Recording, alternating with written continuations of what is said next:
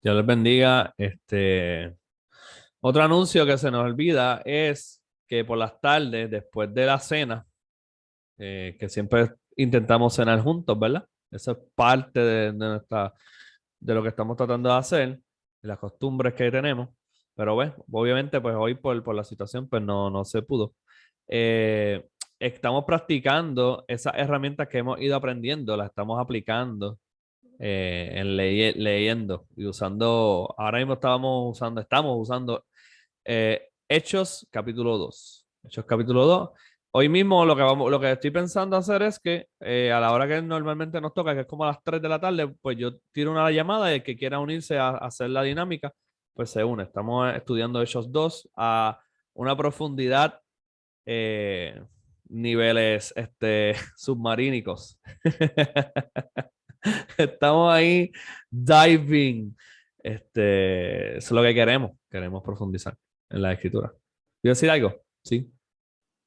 Disculpa, Millo, que también queríamos anunciar que el domingo pasado, Iván, te vamos a extrañar hoy, que el domingo pasado también comenzamos después de después del estudio, después de la reunión y después del almuerzo y después de la Santa Cena y después del estudio, después de todo eso, pues empezamos a escribir canciones con los salmos. Yeah, Iván, ¿estás ahí? Tenemos.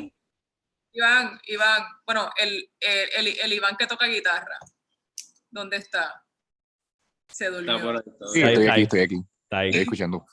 Pues mire, pues con Iván estamos bien pompeados, estamos escribiendo canciones con los salmos, así que a los más artistic y que les gusta la música y escribir y eso, o acompañarnos como los químicos que están estudiando, pues ya saben que también empezamos este proyecto súper bello que ha sido un sueño que ha estado también en nuestros corazones por mucho tiempo, así que le estamos sacando el jugo a los domingos y realmente así estoy bien contenta, realmente estamos bien bendecidos con mucho fruto que está sucediendo acá. Y mi esposo habló de los testimonios y es algo que esta mañana, permiso mi amor, es algo que esta mañana cuando estaba orando por la reunión, estaba orando por eso. Amén, exacto. La idea es dedicarle toda nuestra vida al Señor. Y pues el domingo es una de las herramientas que el Señor nos ha dado. ¿Verdad? El día del Señor para descansar en Él significa esto. Así que nada, estamos haciendo esas otras cosas. Si se nos olvida otra cosa, la podemos aclarar ahorita.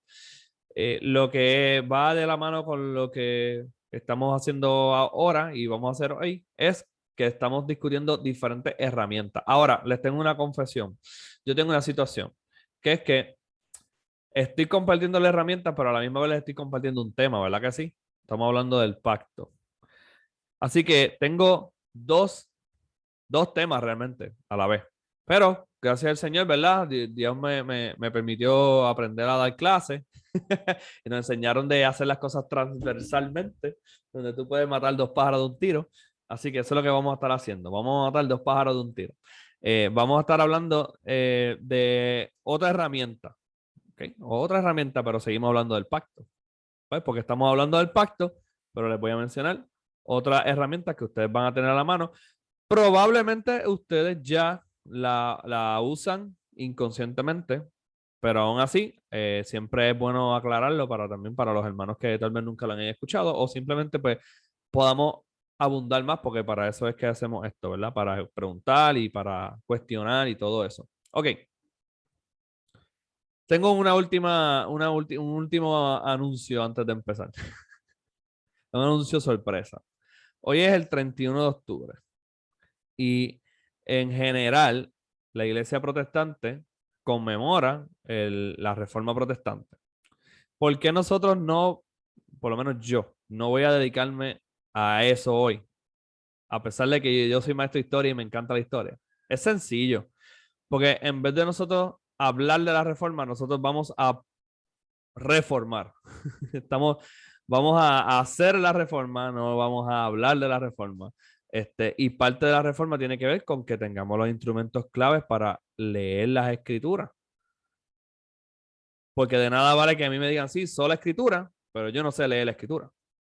sola escritura, pero realmente leo la escritura como yo piense que se lea la escritura. O le impongo a la escritura algo que yo pienso. Pues entonces no es sola escritura, no eres sola escritura. Así que es un ejemplo, ¿verdad? De por qué hoy no vamos a abundar en eso.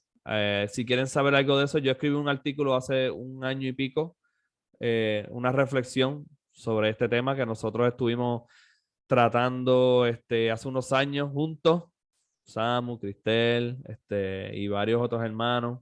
Estuvimos trabajando este asunto de la reforma juntos y yo escribí una reflexión sobre el tema. Así que por eso es que hoy, 31 de octubre del 2021, no vamos a dedicarle más de estos 3 minutos. Entonces, vamos a no vacilen. Ok, herramientas. Hoy vamos a usar varias, pero la que posiblemente nos tome más tiempo al principio va a ser el uso de la etimología de las palabras. ¿Ustedes saben lo que es eso? Etimología. Tú dices etimología. Sí, etimología. El origen de las palabras. Exactamente, el estudio del origen de las palabras, ¿verdad? Ahora, cuando nosotros vamos a estudiar el origen de las palabras, es bien importante, ¿verdad? Saber de dónde vino, lo que sepamos de ella, ¿verdad? Lo que significa y demás. Pues vamos a hablar de la etimología de la palabra pacto. ¿Ok? Y la etimología de la palabra pacto, para que vayamos calentando los motores, es una etimología que yo considero, pueden diferir de mí y eso no es ningún problema, considero que es sencilla. Considero que es sencilla, ¿ok? La etimología, ok, es de dónde viene esa palabra pacto. Bueno, esa palabra pacto viene de cortar. De cortar. Cortar. En el diccionario Strong, que es de donde yo, ¿verdad? Busqué eso, se identifica una palabra que no voy a pronunciarla porque no hablo hebreo, en el hebreo, que significa cortar, como algo, ¿verdad? Que está en algo compacto. Y porque se va a usar para pasar por el medio de esa cosa. Es como hacer esto, ¿verdad? Cortarlo de esta forma, romperlo, separarlo. Pero ¿qué pasa? De ese tipo de lenguaje es que viene la palabra pacto. También viene una palabra como confederación. No me preguntes cómo llegó ahí, pero ahí, ¿verdad? Me comenta el diccionario Strong, que es una herramienta muy buena, de que de ahí sale, porque tiene de partes, ¿ok? También esa palabra de partir viene de otra palabra, ¿ok? Es la otra palabra de la cual viene es de seleccionar, ¿ok? De seleccionar. O sea que tú partes y seleccionas, ¿verdad? Tiene que ver con eso. Porque tenía que ver con carnes, ¿verdad? ¿Ves? Ahí se va entendiendo. Era una palabra que tenía que ver con cuando tú cortas la carne y seleccionas pedazos, ¿verdad? O los separas. Tiene que ver con eso, ¿ok? También se usaba para simplemente hablar de otras cosas que también no eran carnes, ¿verdad? Pero sí tiene que ver con esto de escoger, de seleccionar para comer.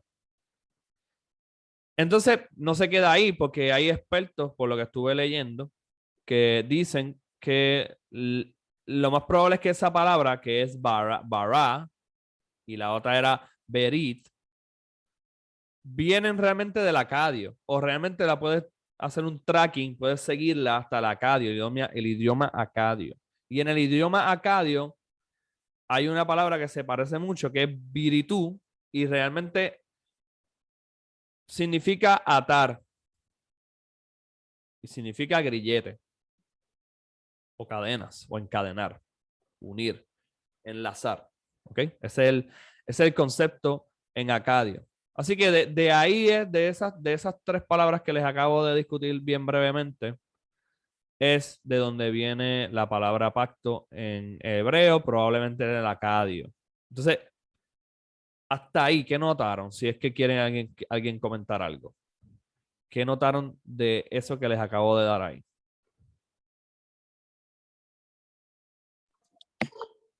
Ok, so estamos hablando de la palabra cortar, se me asocia un poco con el significado de la palabra santo, que es otra cosa como separar. O sea, una asociación general, ¿verdad? No estoy diciendo que sea directa, Sí. pero se me asemeja un poco, o sea, conceptualmente. Amén. Definitivamente, yo estuve leyendo y sí, por ahí va la cosa. Tiene que ver también con eso, con separar conceptualmente, como tú dices, como que el concepto es más amplio que, que el vocablo de donde viene. ¿Ok?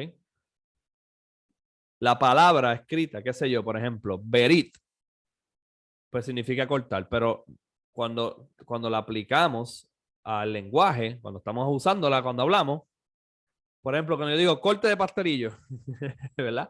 Pues estoy usando esa palabra misma, esa misma vocablo, pero para hablar de otra cosa, que es un corte de pastelillo. Un corte de pastelillo no es solamente cortar un pastelillo. Un corte de pastelillo es en la carretera cruzarme a alguien de frente en el carro, ¿verdad? Y de Esto es hecho un tiene pacto. romper el pacto es eso, ¿verdad? Hacerle mal a la gente de cruzarte al frente del carro y no sé qué más. Y tiene una connotación negativa. ¿Ves cómo así se usan las palabras? Y eso es lo que les quería compartir, hermano. Cuando se busca la herramienta de la etimología, ¿ok? Que es la raíz de dónde viene esa palabra, qué significa esa palabra, de dónde proviene, tú no te vas a quedar solamente con lo que literalmente significa. Tú tienes que verla adentro de cómo se está usando. Vamos a usar esa misma palabra de cortar, corte de pastelillo. Si yo escribo algo hoy diciendo, Samuel me hizo un corte de pastelillo en la carretera y yo me molesté. Estoy seguro que en muchos años a alguien no le va a hacer sentido esa oración. Y va a buscar la palabra corte. ¿Cómo que corte de pastelillo? Y cuando encuentren en un diccionario lo que va a encontrar es un pastelillo de, no sé, de chapín. y cortar un cuchillo. Entonces no le va a hacer sentido. ¿Por qué me molestó que me cortara el pastelillo? A lo mejor es que a mí yo no le gustaba que le cortaran los pastelillos, se lo quería comer entero. ¿Ves por qué es bien peligroso irnos solamente con lo que literalmente significa la palabra? Tenemos que meternos a cómo se está usando esa palabra. Gareth, ¿me hice entender ahí? Ahí te... Ok, Y, entonces, dime. no, perdona, no, sí, que tienes razón, que por lo general podemos hacer teología, mala teología, si no tenemos en cuenta el contexto de las palabras que se utilizan. Yeah. Exactamente, amén. Y su uso, y su uso. Ahora, esa no va a ser la única regla que vamos a hablar hoy, pero esa es una de las más sencillas, más divertidas. Yo sé que esta le gusta mucho a Samuel, de dónde vienen las palabras. A mí me encanta también. Y para seguir con esa dinámica, acuérdense que la Biblia fue escrita en 3 idiomas por lo menos, ¿ok? Casi siempre en general hablamos de 2, el hebreo y el griego, en el Nuevo Testamento, ¿verdad? Así que, y cuando vamos a buscar la etimología de la palabra en el Nuevo Testamento, se pone más difícil el juego. ¿Por qué? ¿Por qué se pone más difícil el juego? ¿Por qué se pone más difícil la dinámica? Porque Jesús hablaba arameo. Eso es más difícil todavía. Eso tiene que ver, sí, probablemente. Pero más que el idioma, aunque el idioma tiene mucho que ver, es cómo se usaba esa palabra que después se tradujo. ¿Ok? ¿Cómo se usaba esa palabra que después se tradujo? Por ejemplo, la palabra pacto en griego se usa una que se llama diateke, algo así. No sé, yo no sé hablar griego, así que, y mucho menos koiné, así que. Diadakei, algo así. Y esa palabra, diadakei, Dice que viene de una disposición propia, especialmente un contrato, un testamento, un pacto.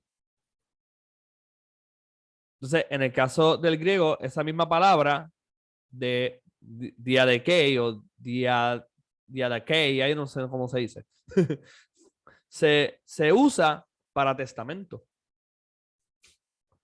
Entonces, se complica. ¿Por qué? Porque entonces ahora tú tienes que escoger cómo la vas a traducir. Cuando la vas a traducir. ¿La vas a traducir como pacto o la vas a traducir como testamento? ¿Cuándo?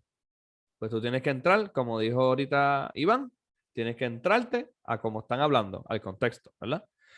De hecho, ese es el problema con esa palabra, diatakei o diatekei, en el Nuevo Testamento, que se usa 10 veces, se traduce como testamento, y las otras veces, que son 29 en total de todas, pues el resto, ¿verdad? 19 veces se traduce como pacto. Y eso trae una confusión porque parece ser, cuando el traductor elige por qué lo traduce, tú te puedes confundir. Tú puedes llegar a pensar que está hablando que son dos cosas diferentes. Y no necesariamente. Eso lo complica un poco, ¿ves? Lo complica un poco más. ¿Por qué? Porque ahora tú tienes que pasar más trabajo pensando, ok, la palabra sé de dónde viene, ahora está hablando de un testamento, que un testamento tiene que ver con lo que tú le dejas a una persona después que tú mueres, o tiene que ver con un pacto, lo cual es bien parecido, es súper parecido, pero hay una diferencia una con la otra, ¿verdad? Hay una cierta diferencia.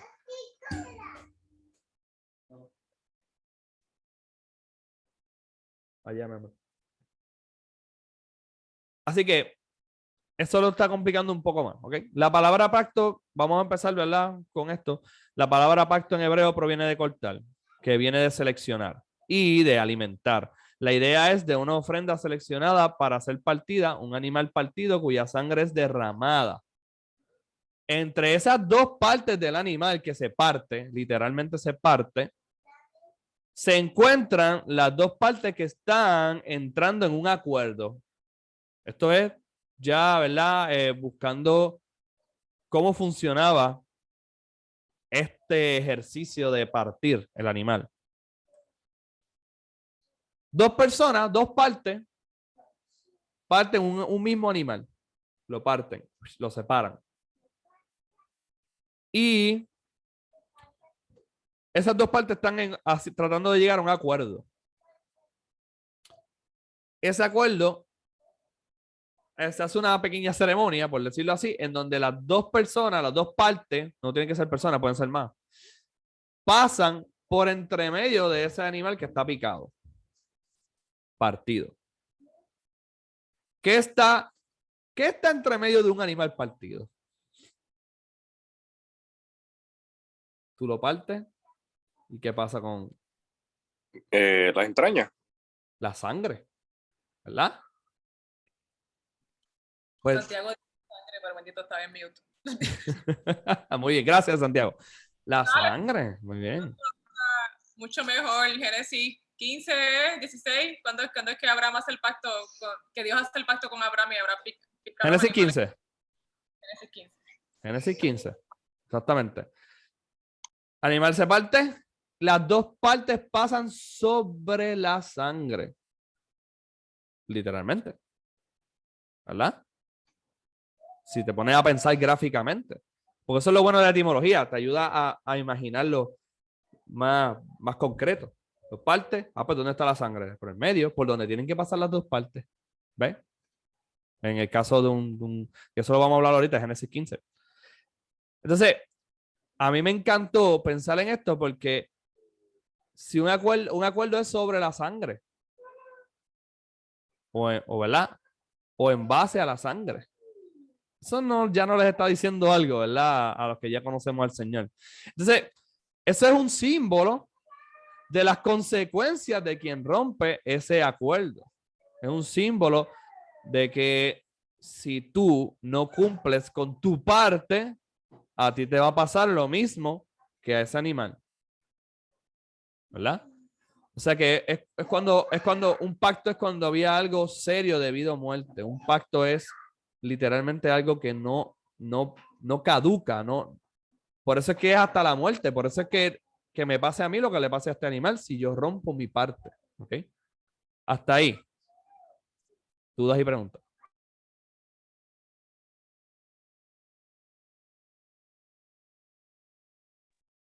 Preguntas hasta ahí.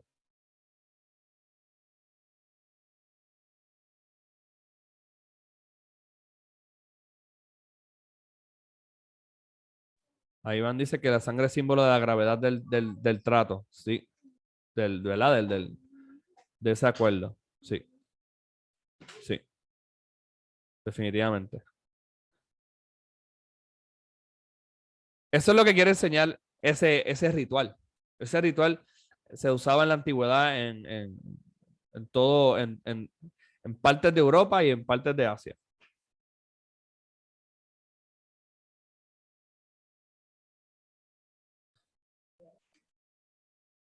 Sí, y entonces Luisa dice que la sangre en la Biblia, Dios mismo dice que la sangre es vida, que la vida está en la sangre.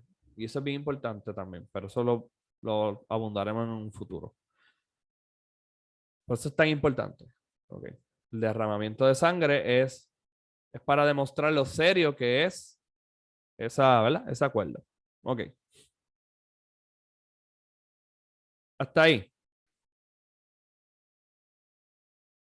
Hermanos, por eso es que nosotros no podemos decirle a Dios que nosotros ofrecemos nuestra sangre, porque nuestra sangre fue dada por Él, así que no hay mucho que le podamos dar a Él, ya, ¿verdad? Entonces,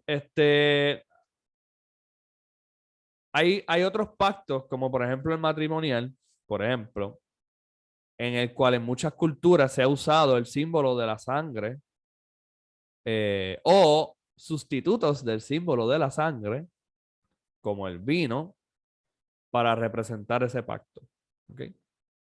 Creo que todavía existirán algunas bodas en algún lugar del mundo donde todavía se haga algún tipo de sacrificio animal o en sustitución a eso, que se derrame o se beba vino.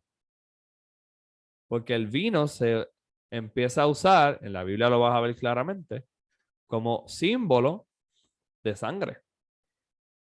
Como símbolo de sangre. ¿Ok? Porque el pacto matrimonial es un pacto que solamente, legítimamente hablando, lo puede romper ¿qué? La muerte. Hasta que la muerte nos separe. ¿Verdad? En Génesis 15 vemos el pacto de Dios con Abraham.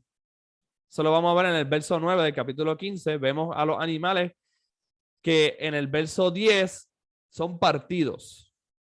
Y en el verso 17 Dios pasa entre medio de los animales partidos como una antorcha de fuego, dice la Biblia. Santi está diciéndome algo que no le escucho. Eso es muy parecido a los ritos que se hacían de pasto en la antigüedad. Traigo Génesis 15 y no evidencia histórica, porque a mí lo que me interesa es lo que la Biblia quiere expresarme de eso. No que está mal ver cómo lo que se hacía ¿verdad?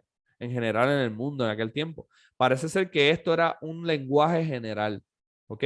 No que era algo específico de la Biblia. No es que Dios instituyó oficialmente un sacrificio para cada acuerdo, sino que era un lenguaje que probablemente sí viene de los principios en Génesis, donde Dios mismo tiene que sacrificar un animal, ¿verdad? Probablemente viene de ahí, sí, pero eso es especular. O sea, no estamos... Lo que sí es que es un lenguaje general. Es como hoy en día que yo te dé un papel que abajo diga, firma fulano. Cuando tú ves firma fulano, ya eso es un lenguaje que nosotros sabemos lo que eso significa. Y de hecho, tenemos una, ¿verdad? Una alerta cuando alguien nos dice firma aquí, nosotros decimos, ¿qué es eso? ¿verdad? Sí, pero ¿qué es eso? Lee las letritas chiquitas a ver qué dicen. Porque sabemos que nos estamos comprometiendo si firmamos. Por eso, hoy en día, un contrato en donde se firma es un lenguaje general. Eso no solamente lo usamos los cristianos, eso lo usa todo el mundo, ¿verdad?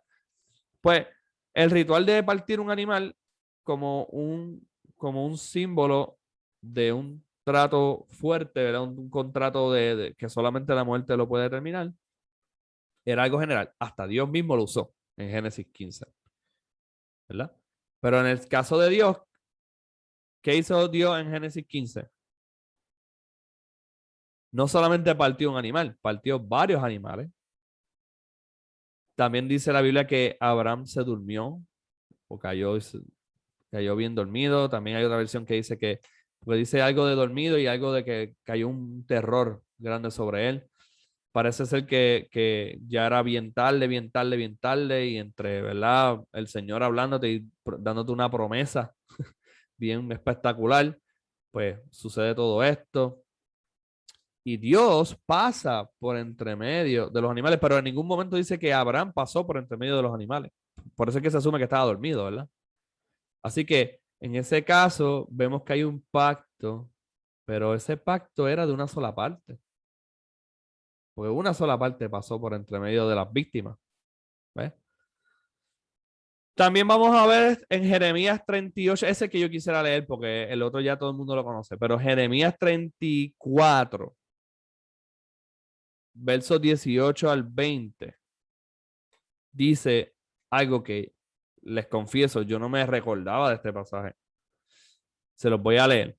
Eso es Jeremías 34, 18 al 20. Dice: y entregaré a los hombres que traspasaron mi pacto, que no cumplieron con las palabras del pacto que celebraron en mi presencia, cuando cortaron en dos el becerro y pasaron por en medio de las partes, a los príncipes de Judá y a los príncipes de Jerusalén y a los eunucos y a los sacerdotes y a todo el pueblo de la tierra, los cuales pasaron entre las partes del becerro. Punto. A estos los entregaré en mano de sus enemigos y en mano de los que buscan su vida, sus cuerpos muertos. ¿Ve? Muertos serán comida de las aves de los cielos y de las bestias de la tierra. Eso es Jeremías 34, 18 al 20. Jeremías 34, 18 al 20. Ahí vemos otro ejemplo de esto de dónde viene eso de partir y pasar entre medio. Al parecer, en Jeremías 34, lo que pasó fue que Dios le estaba advirtiendo por Jeremías, un profeta, ¿verdad? Ya Dios viene advirtiéndole: están rompiendo mi pacto, están rompiendo mi pacto, están rompiendo mi pacto, estás desobedeciendo, estás desobedeciendo, estás desobedeciendo. Y al parecer, esta gente que acaba de mencionar el versículo, sacerdotes, principales, eunucos, toda esa gente, le prometió a Dios que iban a obedecer en un particular. Había algo particular que estaba pasando. El particular era que la ley de Dios decía claramente que al séptimo año a tus siervos los tenías que dejar en libertad, que ya la deuda estaba saldada. Después de 7 años se acabó. Los siervos eran liberados. Pero esta gente, los principales, ¿verdad? Lo que se nota que eran los que estaban en la alta alcurnia, no liberaban a los siervos. No los liberaban. Pasaba el séptimo año, pasaba el 8, el 9, el 10 y seguían teniéndolo. Dios les recordó y ellos dijeron, parece ser, está implícito, no está explícito, está implícito porque Dios después en el versículo 18 lo trae. Que ellos hicieron un pacto con Dios y le dijeron: ok, Dios, vamos en el séptimo año, esta vez sí lo vamos a hacer, te vamos a obedecer esta vez, y para que se demuestre que nosotros somos, ¿sabes? Que nuestra palabra se va a cumplir, vamos a hacer un pacto contigo.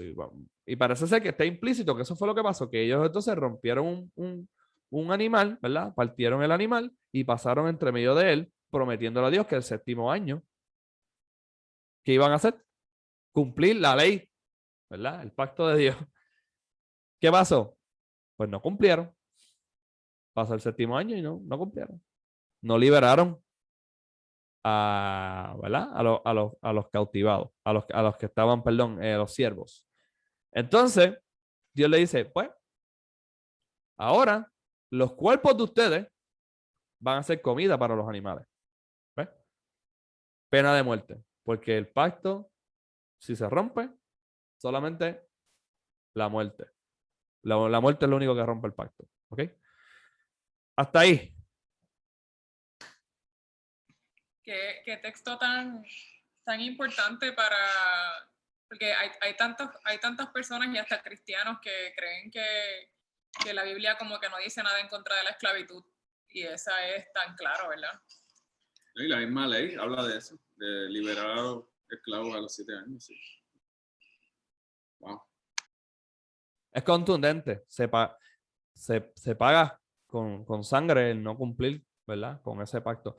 Y la ley del Señor está diseñada para eliminar la esclavitud. Pero eso es un tema que podemos hablar después, muy, muy, muy bueno, cuando hablemos de la ley en algún momento. Porque la ley de Dios realmente está diseñada para que sí había esclavitud. No es la misma que nosotros conocemos ¿verdad? De la trata negra. No es igual para nada. Pero había servidumbre, y esa servidumbre, el plan era que si se seguía la ley de Dios como venía, sí, eso se iba a terminar. ¿Ok? Pero lo que no termina las cosas es la desobediencia. Ok. ¿Qué más? Ya terminé con el principio, ¿verdad? De cómo se describe la palabra partir y cómo se ve aplicada esa partición de animales. Por lo menos lo vemos claramente en esos dos pasajes, Génesis 15, Jeremías 34.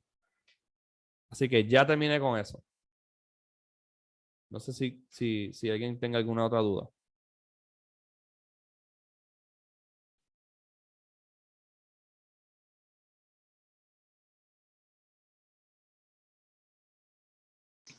Santiago dice que tiene una duda, no sé. Me falta la Santa Cena. Amén. Okay. Amén. Bueno, pues ya vieron, ¿verdad? No solamente es partir y ya, sino es partir con un propósito y con como si fuera un ritual, ¿verdad? A eso se refiere pacto. ¿Okay? Un ritual que conlleva un compromiso de sangre. Y cuando digo de sangre es tu muerte y la muerte del animal que murió. ¿Ok? O sea que, ¿verdad? Ese compromiso. Ok, ahora hay otro principio que a lo mejor no vamos a poder discutir hoy a cabalidad, pero sí por lo menos vamos a hacer la introducción importante de este principio. Realmente hay dos principios o dos herramientas que son la primera mención y la mención progresiva.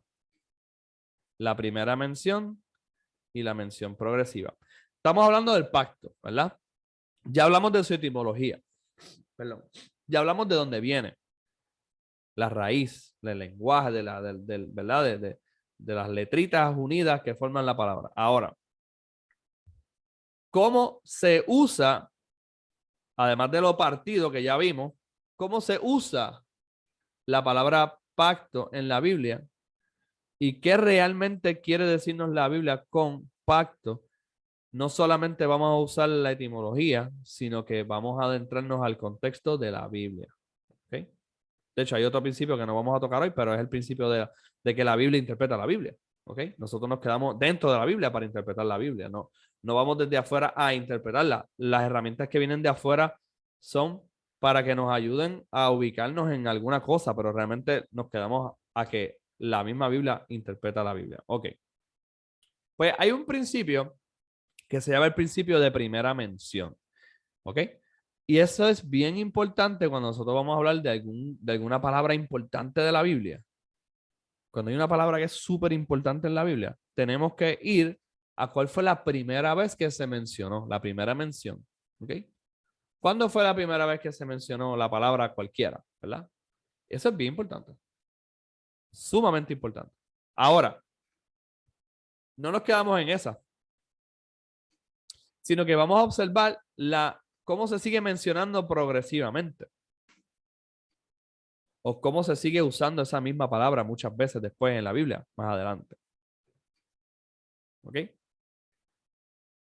Eso es lo que vamos a estar haciendo entre hoy y la próxima semana, si el Señor permite. Vamos a estar observando vamos a mencionar hoy la primera mención y después vamos a ver la mención progresiva. ¿Por qué?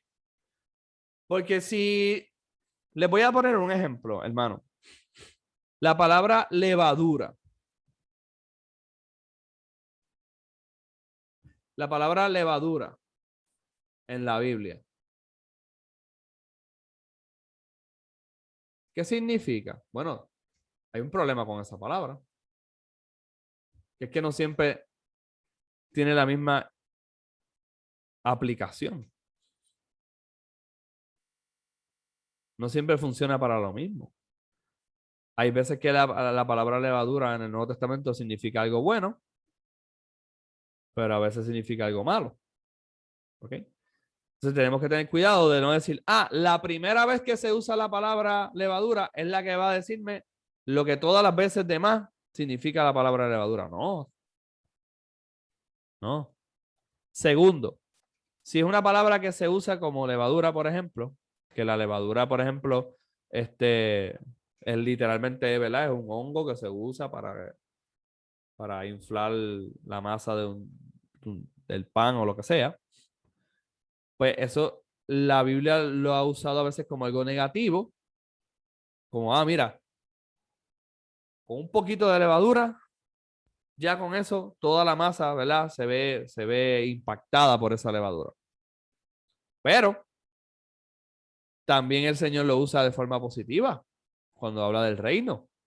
Y dice que su reino es como ese pan que tú le echas levadura y va creciendo. O sea que no siempre que leas levadura es algo malo. Así que por eso que hay que tener cuidado.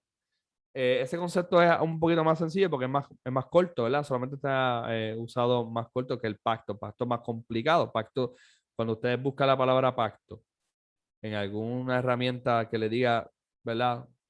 ¿Dónde sale esa palabra en la Biblia? Van a darse cuenta que se usa un montón de veces.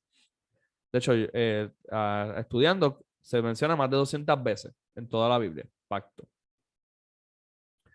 La pregunta que tú tienes que hacerle es, ok, ¿dónde fue la primera vez que se usó esa palabra? Dime, Cristel. Noé. Con Noé. Yeah. Con Noé.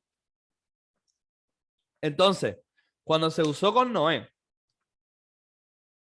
es la primera vez.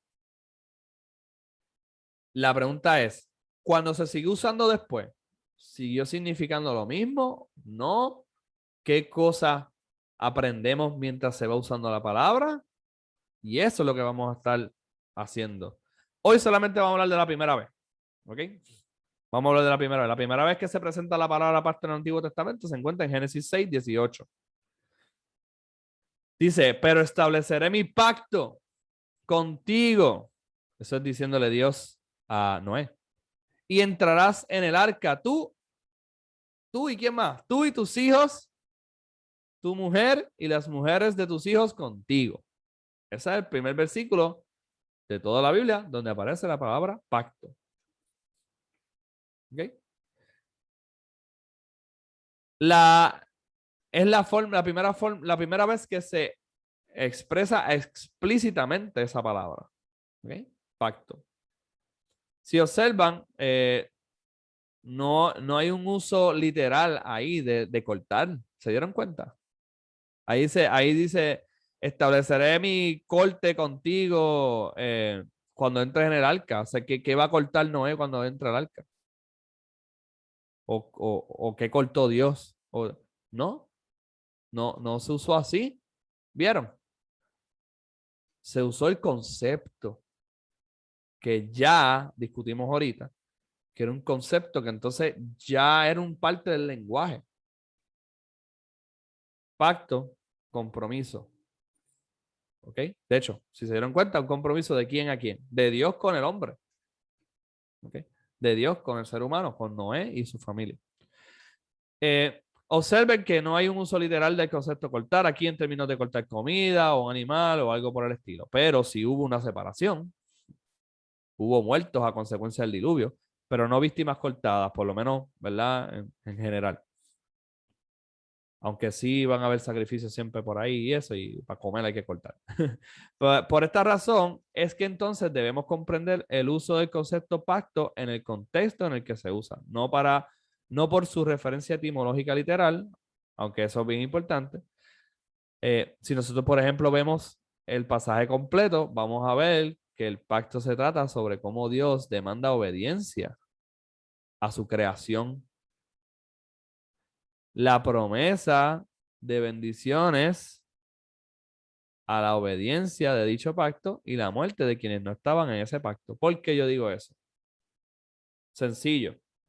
Dios le promete vida ¿a quién? ¿Quiénes vivieron después de ese pacto?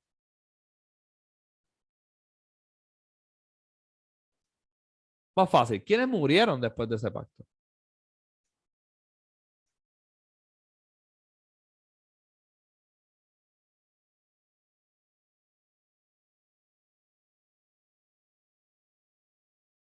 ¿Se acuerdan del diluvio? ¿Quiénes quedaron vivos después del diluvio? A quienes Dios le dice, ¿verdad? Dímelo. Exacto. Noé, su familia y los animales que los acompañaban. Exactamente. ¿Y quiénes murieron? El resto. El resto de los humanos, el resto de los animales. Así que aquí vamos a ver que cuando observamos este pacto, realmente es sencillo lo que está trayendo aquí. Es obediencia. Es que la creación le obedezca a él.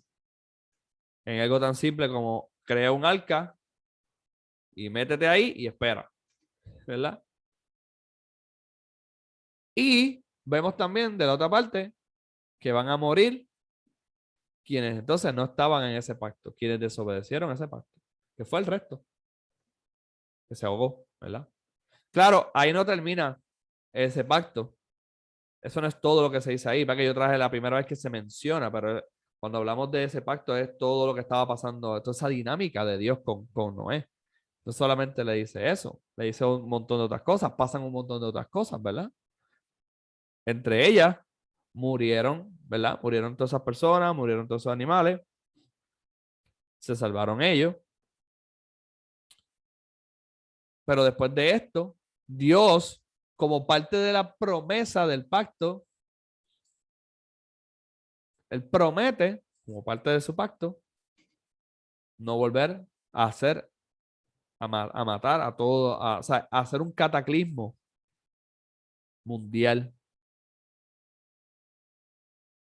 ¿verdad? Con el diluvio. Se pone que el arco. O sea, el arcoíris, es el símbolo de ese pacto. Es el símbolo de ese pacto. El arcoíris es el símbolo de que Dios más nunca va a hacer un cataclismo de matar a todo el mundo de esa forma. Sino que ya vamos a ver en la historia de la Biblia cómo Dios va a seguir tratando con el pecado. ¿Okay?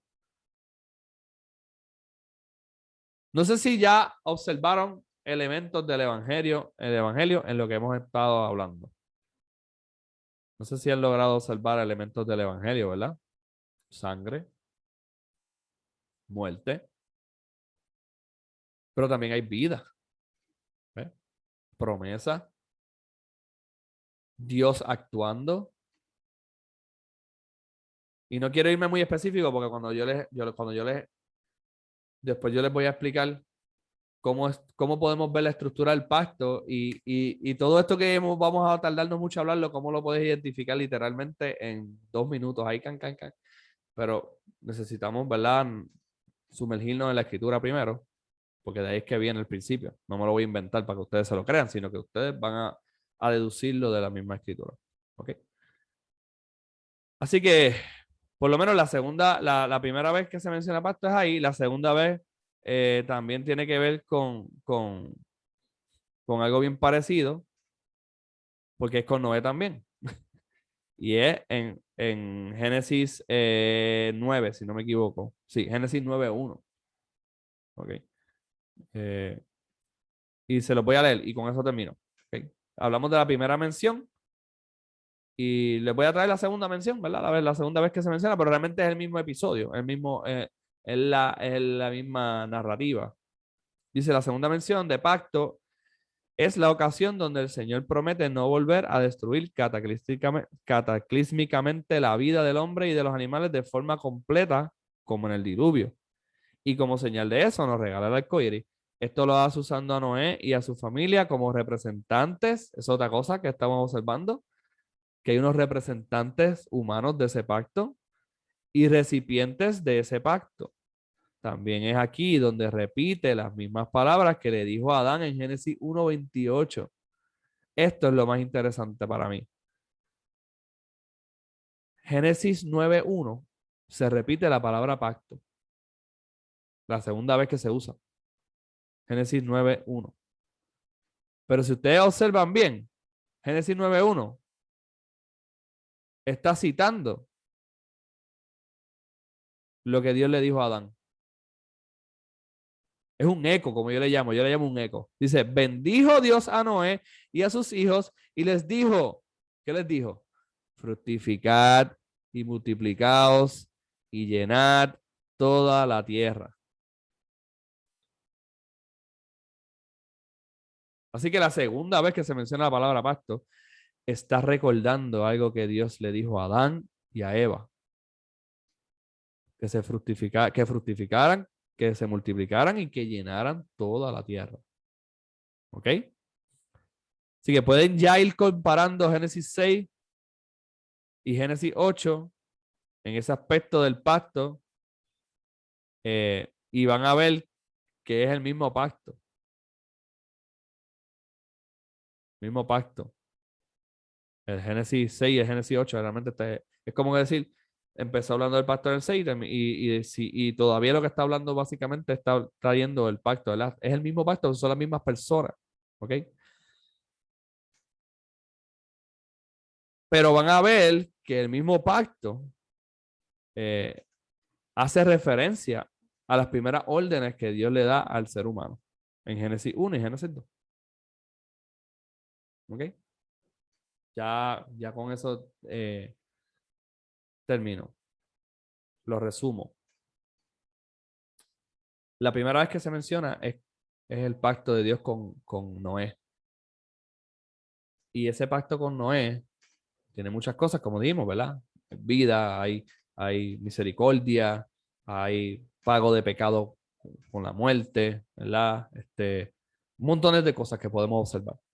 Pero lo más interesante es que Dios no está diciendo algo nuevo. Dios está diciendo, Dios cuando le dice, mi pacto con ustedes es esto, que ustedes fructifiquen y se multipliquen y llenen toda la tierra. Y eso Dios se lo dijo a Adán y a Eva en el huerto del Edén. ¿Qué quiero decir con eso, hermano? Dios no cambia. Sus pactos y sus promesas son siempre sí, amén. Y él, cuando él dice que va a hacer algo, lo va a hacer. Y el ser humano tiene que sujetarse. Otro elemento que vimos hoy es que todos estos pactos, todo esto que hablamos hoy, por lo menos, ¿verdad? La primera vez que se menciona, es Dios, igual que pasó con Abraham, es Dios unilateralmente a una sola dirección. El pacto es una sola dirección hacia el hombre. Es Dios diciéndole al hombre lo que tiene que hacer y lo que no puede hacer y dándole promesas y prometiéndole bendiciones, pero todo es de un lado. Abraham se quedó dormido y Dios pasó por entre medio de los animales. Noé no le dijo a Dios, mira Dios, pues dale, vamos a hacer un trato, porque ¿qué pasa? Tú no le puedes dar nada a Dios, que Dios no necesita nada de ti. Dios no te necesita a ti, tú eres su creación. Yo soy creación de Dios. Por ende, Dios no nos necesita a nosotros. Los pactos con Dios son bien diferentes entre las personas y eso lo vamos a hablar más en detalle y lo vamos a aplicar a nuestra vida entre personas, cómo funciona el pacto. Pero ahora mismo lo más importante es que el pacto con Dios es de una sola dirección. So, Dios, cuando nos entrega un pacto, unas órdenes, unas promesas, todo lo que está dentro del pacto, es por gracia, porque Dios no nos debe nada a nosotros. Y si Dios nos promete vida, nosotros no nos merecemos la vida. Nosotros no nos merecemos haber sido creados. Nosotros no nos merecemos que Dios nos hable. Nosotros no nos merecemos nada. Si Dios quiere relacionarse con nosotros, es porque a Dios, como decimos en Puerto Rico, le da la gana. Porque Dios quiere. Porque de Dios sale, Él es soberano. Él es el que dice, sí, yo quiero tratar con el ser humano. Y incluso después del pecado, voy a buscar la forma de continuar ¿verdad? Relacionándome con el ser humano. Y los voy a salvar. Los voy a salvar de sus propios pecados. Voy a eliminar a una gente como paga de su pecado, pero voy a salvar a otras personas también. Y así sucesivamente, ¿verdad? Y te voy a prometer X cosas, lo que sea, las bendiciones que Dios le dé la gana prometernos. Y esas bendiciones es porque Dios quiere. No nos las merecemos. No puedes levantarte por la mañana y decir, Dios, yo me merezco lo que yo quiero. Así que dámelo. Nunca hagas eso. Nunca hagas eso. Hay gente que dice, no, yo no hago eso. Sí, tú lo haces. Tú lo haces cuando... Y ya terminé, por si acaso. Estoy aquí predicando. Cuando te pasa algo en la vida y tú le cuestionas a Dios por qué, y esto es bien fuerte, incluso yo decirlo, pero vale, lo tengo que decir. Si tú cuestionas a Dios, tú eso es lo que estás haciendo. Tú estás diciéndole a Dios que tú no te mereces eso. Así que Él está equivocado. Señor, yo no me merezco esta situación. Señor, sí, nos merecemos. Lo que pasa es que nosotros no nos merecemos nada. Es el punto que quiero traer. No estoy hablando de que suframos injusticias de parte de los hombres y digamos, pues me lo merezco porque yo soy un criminal cuando no lo he sido. No estoy hablando de eso. Estoy hablando de parte de Dios. Dios no te tiene que dar nada a ti, Dios no te debe nada a ti. ¿Ok? Y si tú conoces a Jesucristo y eres salvo hoy, se lo debes sola, exclusiva y puramente por su gracia. Porque a Él quiso que nosotros lo conociéramos. Así que gracias, Señor, te damos por tu palabra. Gracias te damos porque tú quieres relacionarte con nosotros, Señor, y has establecido entonces tu pacto para eso. Yo te pido que podamos crecer en conocimiento, en sabiduría, pero para que tu reino sea enaltecido, Señor, y se expanda y tú seas glorificado. Gracias, Señor, por mis hermanos. Yo te pido que los bendiga y que podamos siempre, siempre ser agradecidos en el nombre de Jesús. Amén. Amén, amén. Quiero decir una cosita por lo menos. Sí. Hablando en contexto de lo que es el pacto del Señor con el ser humano, con la humanidad. Y la obediencia al pacto del Señor trae paz. Y si notamos casi siempre cuando hay un juicio hacia la figura de Dios, un juicio bastante no juicioso, irónicamente, hacia el Señor por el hecho de que Él haya eliminado gente, que, ¿verdad? Prefiera tener gente que obedezca a su pacto. Obviamente el Señor está bien por encima de su creación, ¿verdad? Es su creación al fin y al cabo y Él es el juez último, ¿verdad? O alfa y omega al fin. Quiero que noten algo. Una es lo que les dije, la obediencia al pacto del Señor trae paz para el ser humano y crea paz entre los hombres como tal. Segundo es que el Señor es el juez último de su creación, que no es lo mismo, Y aquí es donde viene mío y yo, y dice, ¿verdad? Que el pacto con Dios no es lo mismo con el pacto con el hombre. Y lo pienso en términos de lo que es en cierto modo, la violencia. La violencia de hombre a hombre es violentando el pacto. Uno de los tratos del pacto del Señor. O sea, que yo no tengo derecho a quitarte a ti la vida por las razones que a mí me dé la gana. ¿Entiendes? Porque yo no soy tu Dios. Sin embargo, Dios sí puede quitarle la vida a alguien, porque Él sí es el juez de su propia creación. Sin embargo, entiéndase que eres el juez de su creación, pero Él lo que quiere es la paz entre los hombres.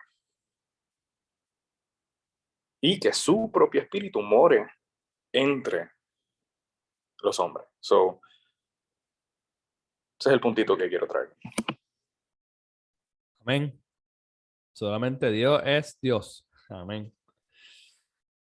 Eso lo vamos a ir observando cada vez más y más y más. Pero gracias por traerlo porque Dios es el dueño de su creación. Todos somos creados, criaturas. Todo lo que existe es criatura, creado por Dios. Y cuando yo creo algo, si yo hago un dibujo, yo le doy el uso que a mí me da la gana a ese dibujo. Es mío, ¿verdad? O usando un poquito análogo, ¿verdad? Para que entendamos. Si me da la gana de pegarle fuego, ¿qué va a ser el dibujo? ¿Qué va a ser el dibujo? ¿Verdad? Y a eso hay una referencia en la Biblia. ¿Se acuerdan? El alfarero. Está el alfarero. Esta imagen de un alfarero haciendo una vasija. Y el profeta lo usa para decir qué va a hacer el barro. Decirle al alfarero lo que tiene que hacer y cómo lo tiene que hacer.